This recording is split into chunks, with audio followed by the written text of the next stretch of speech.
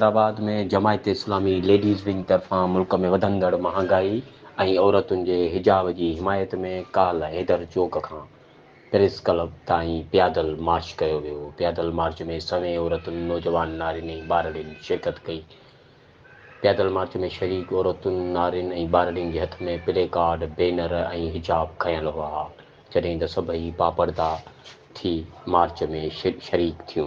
एहतिजाजी मुज़ाहिरे ऐं मार्च खे ख़िताब कंदे जमायत इस्लामी और लेडीज़ विंग अॻवाननि तैयबा हुसैन, महमूना गुल ऐं ॿियनि चयो त वफ़ाक़ी हुकूमत जी नाकारा पॉलिसियुनि जे करे मुल्क में रोज़ बरोज़ बिजली, तेल ऐं गैस जूं क़ीमतूं वधी रहियूं आहिनि, जंहिंजे करे आम वापे जूं शयूं क़ुवत ख़रीद खां ॿाहिरि थी वियूं आहिनि।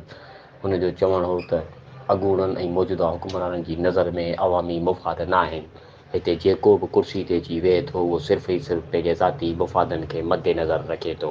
अॻवाननि ख़िताब कंदे वधीक चयो त औरतुनि जे हिजाब खे आम कयो वञे, छो त शरीयत औरतुनि खे पर्दे जो हुकुम ॾिए थी ऐं अॼोकी रैली पर्दे जी हिमायत में आहे ऐं असीं चाहियूं था त पाकिस्तान जूं समूह जूं औरतूं लाज़मी पर्दो कनि, छो त इहो शरई हुकुम आहे। अरशद शाह, इबरत न्यूज़, हैदराबाद।